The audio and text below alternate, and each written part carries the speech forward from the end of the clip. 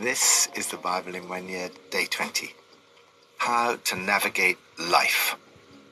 Our last car has many scratches on both sides. I suspect, although my memory is conveniently vague about this, that I was responsible for most of them.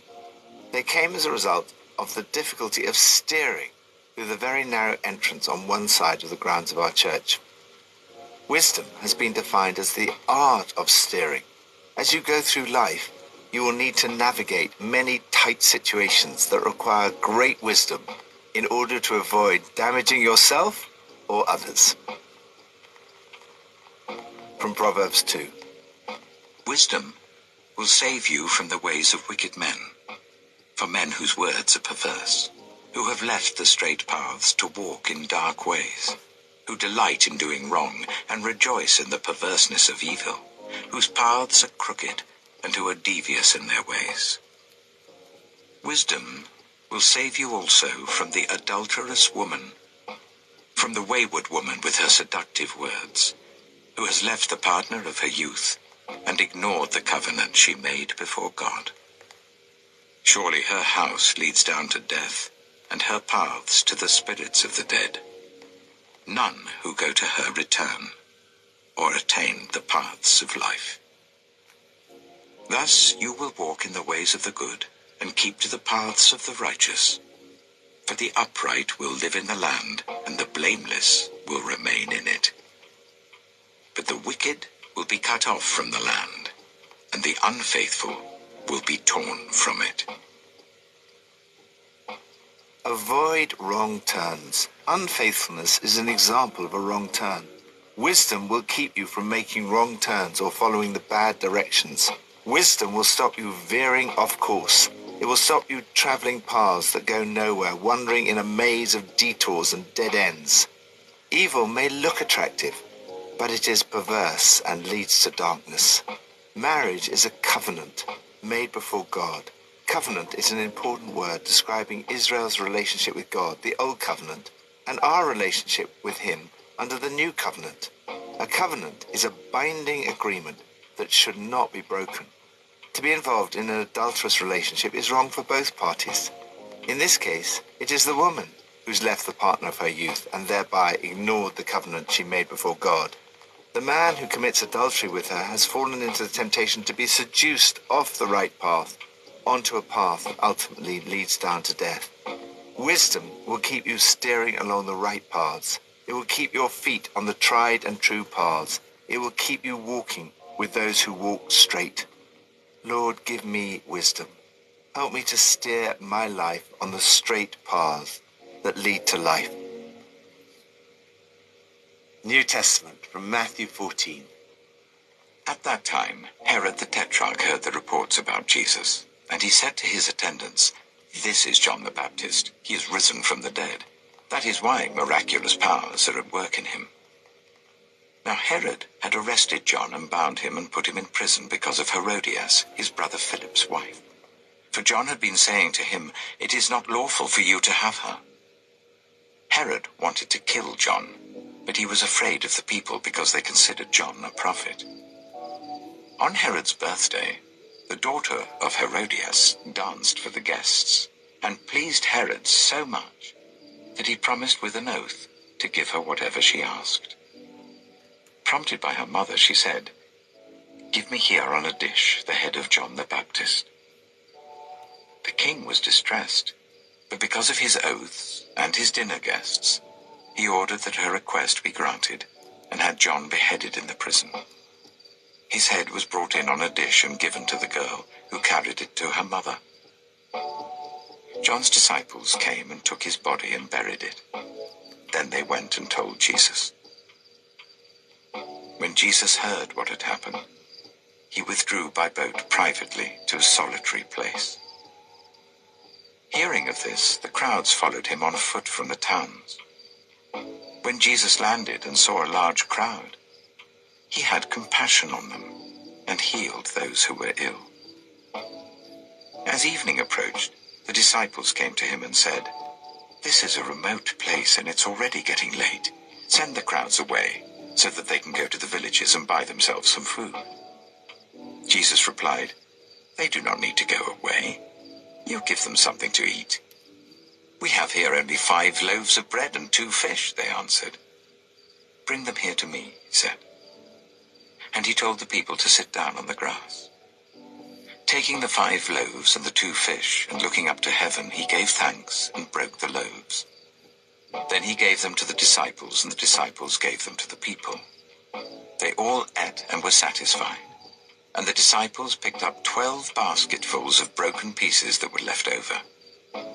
The number of those who ate was about 5,000 men, besides women and children.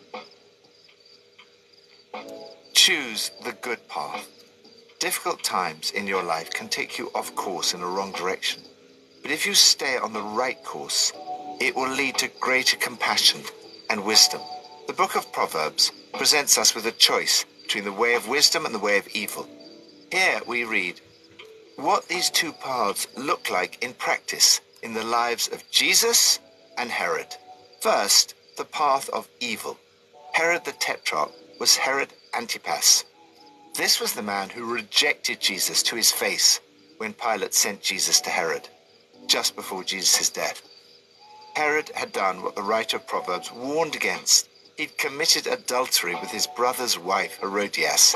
When confronted with his actions, he had John the Baptist bound and put in prison because of his own guilty conscience. Herod's life seemed to revolve around self-gratification. He had discarded one wife and acquired another. His focus was on his own personal pleasure, rather than the misery that his actions would have caused others, not least his own brother Philip. Beware when your own pleasure matters more to you than the needs of others. The fear of rejection can also lead us into trouble. Herod was afraid of the people if he were to have John put to death, and yet he was also afraid of rejection by the guests at his dinner party, and therefore granted Herodias' daughter's request for the head of John the Baptist. Make sure you do not allow what others think of you to matter more than what is right.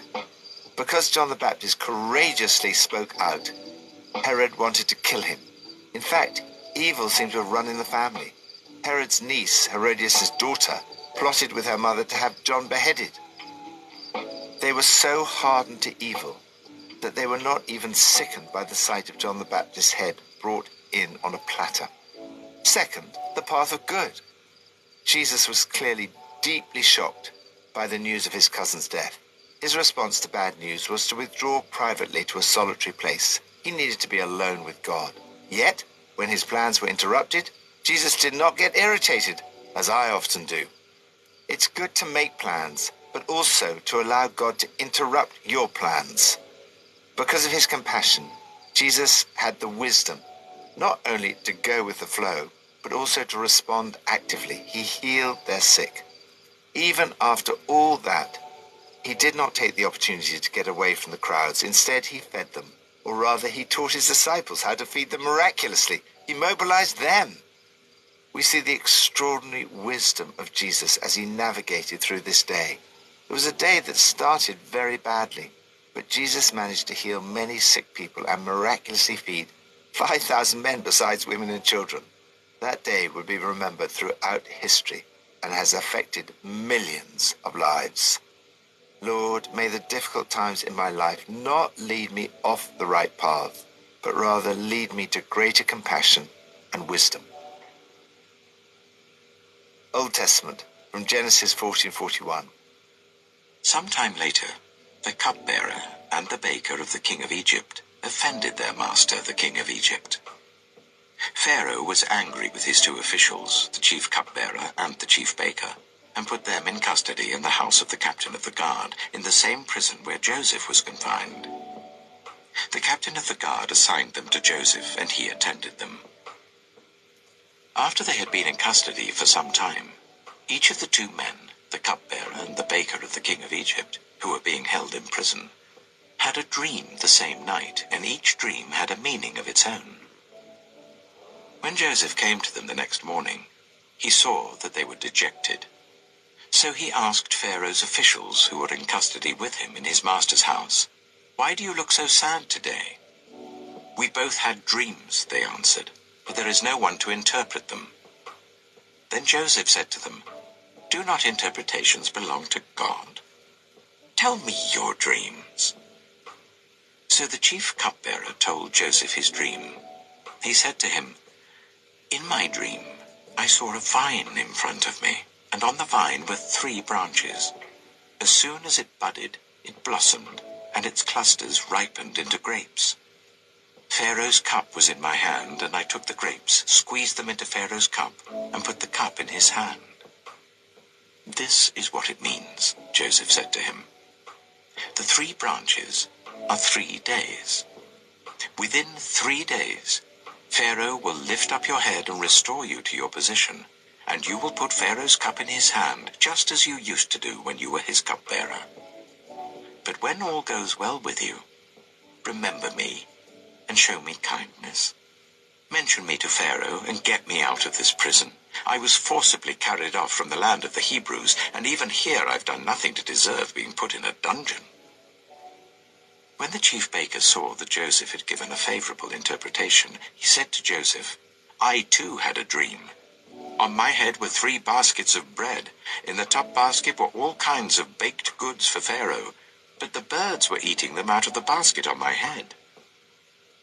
"This is what it means," Joseph said. "The 3 baskets are 3 days. Within 3 days, Pharaoh will lift off your head and impale your body on a pole, and the birds will eat away your flesh." Now the 3rd day was Pharaoh's birthday, and he gave a feast for all his officials. He lifted up the heads of the chief cupbearer and the chief baker in the presence of his officials.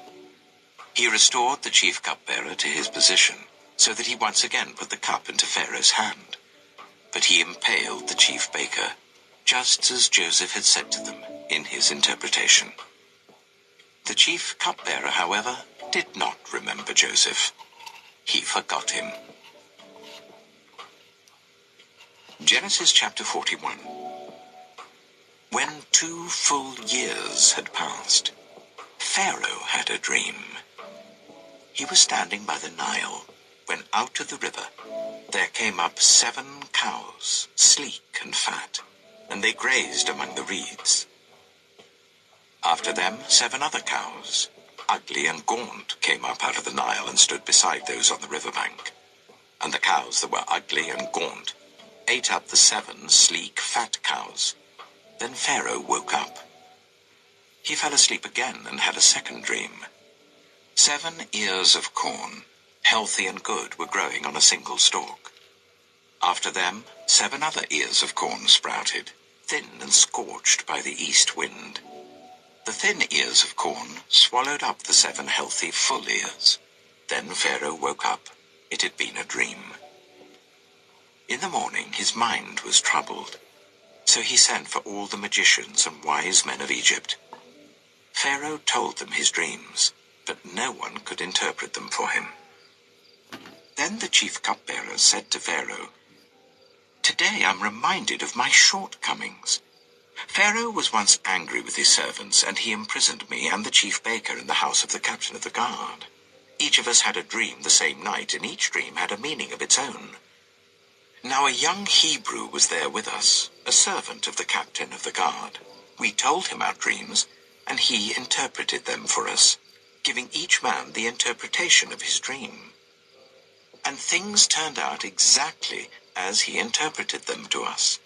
I was restored to my position, and the other man was impaled." So Pharaoh sent for Joseph, and he was quickly brought from the dungeon. When he had shaved and changed his clothes, he came before Pharaoh. Pharaoh said to Joseph, "I had a dream, and no one can interpret it. But I've heard it said of you that when you hear a dream, you can interpret it." "I cannot do it," Joseph replied to Pharaoh, "but God will give Pharaoh the answer he desires." Then Pharaoh said to Joseph, "In my dream I was standing on the bank of the Nile, when out of the river there came up 7 cows, fat and sleek, and they grazed among the reeds. After them 7 other cows came up, scrawny and very ugly and lean. I had never seen such ugly cows in all the land of Egypt. The lean, ugly cows ate up the 7 fat cows that came up first. But even after they ate them, no one could tell that they had done so. They looked just as ugly as before. Then I woke up. In my dream, I saw 7 ears of corn, full and good, growing on a single stalk. After them, 7 other ears sprouted, withered and thin and scorched by the east wind. The thin ears of corn swallowed up the 7 good ears. I told this to the magicians, but none of them could explain it to me. Then Joseph said to Pharaoh, "The dreams of Pharaoh are one and the same. God has revealed to Pharaoh what he is about to do. The 7 good cows are 7 years, and the 7 good ears of corn are 7 years.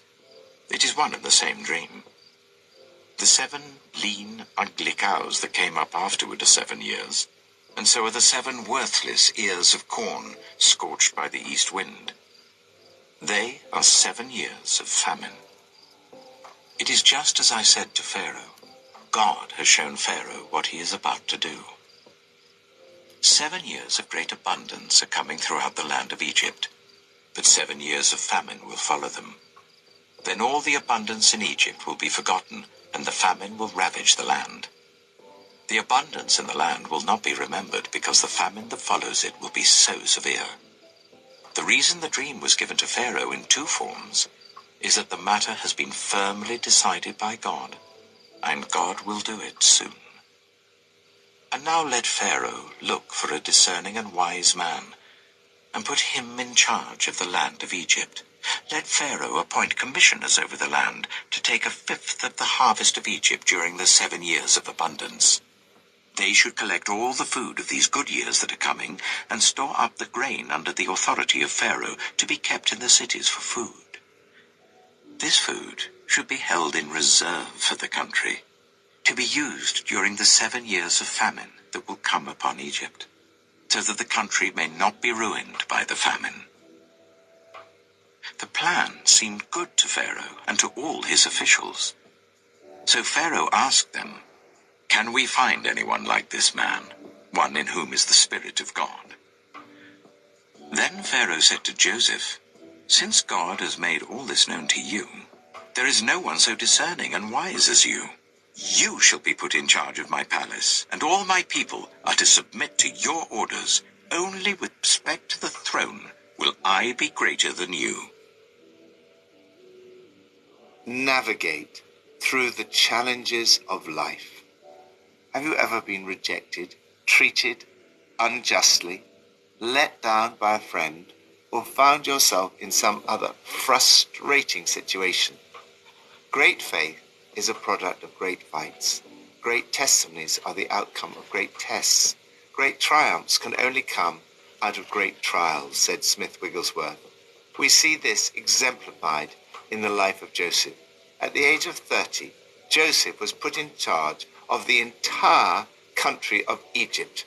Pharaoh was looking for a wise and experienced person, and he recognized that there was no one as qualified as Joseph. But first, Joseph went through a very tough time. It was all part of his training. He'd been rejected by his brothers, treated unjustly, and put in prison. Yet his suffering was still not at an end. God gave him the interpretation of the dreams of his fellow prisoners, the cupbearer and the baker. He was given a clear and accurate interpretation.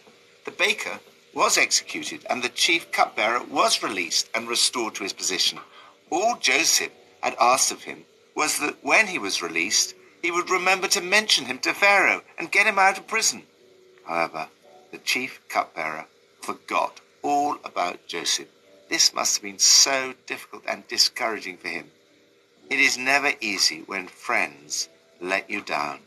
In Joseph's case, it meant 2 more years languishing in a dungeon. Prison must have been an extraordinarily frustrating place for a man of Joseph's talents. He was in his 20s, in the prime of his life. He didn't know whether he would ever be released. I'm not a very patient person. I think I would have gone mad with frustration. Yet, in fact, God was preparing Joseph for something great. It probably didn't feel like that at the time. By feeding fellow prisoners in a jail, God prepared Joseph to feed the nations from a palace. Finally, when Pharaoh had dreams that he was unable to interpret, the chief cupbearer said, "Today I'm reminded of my shortcomings." Joseph was called in to interpret Pharaoh's dreams. Joseph said, "I cannot do it, but God will give Pharaoh the answer he desires." We see how Joseph had grown in wisdom. The self-confidence and swagger of his youth had been replaced by a reliance on God. He acts here with an extraordinary mixture of humility and confidence, two qualities that do not often go together. This is the humility and confidence we need when faced with the challenges of life. I can't, but God can and will. Joseph interprets Pharaoh's dreams and tells him how he should respond to them. Even Pharaoh recognizes the great wisdom that has grown in Joseph. He asks his officials, "Can we find anyone like this man, one in whom is the Spirit of God?" Because he recognized that there was no one as discerning and wise as Joseph, Pharaoh put him in charge of the whole empire. Through all your suffering, trials, and tribulations, God is also preparing you. Joseph had grown in wisdom. As a result, he came up with a plan that enabled the people to navigate through a period of great economic recession and turmoil. As a result of the global pandemic, many of us face all kinds of economic difficulties at the moment. God's help and wisdom may not always change the situation, but they will help you navigate through the struggles you face. Lord, thank you for the way in which you use the difficult times in my life. Help me to grow in wisdom, be confident in you, and navigate through the challenges of life.